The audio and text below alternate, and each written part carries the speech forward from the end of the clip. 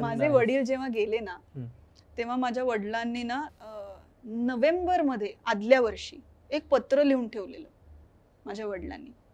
आणि ते पत्र घर साफ करताना माझ्या आईच्या कुठल्या तरी जुन्या पर्सच्या मागच्या खिशात वगैरे असं मला सापडलं. इतकं सुंदर पत्र लिहिलं होतं त्यांनी की मला माझ्या मुलींच्या आयुष्यात जे जे घडायला पाहिजे होतं ते सगळं घडताना मी बघितलं. माझ्या मुलीने तिचं हक्काचं म्हणजे माझ्यासाठी आणि माझ्या बायकोसाठी घर घेतलं.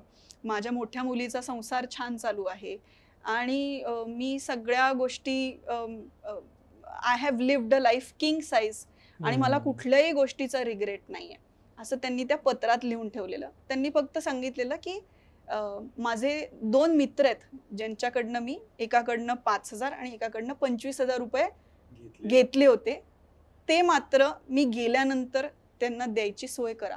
तर मग मी माझ्या आईला विचारलं की आई हे जे 2 काका आहेत हे कुठे असतील, ह्यांना बोलवून घे, आपण त्यांचे जे पैसे आहेत ते त्यांना देऊयात.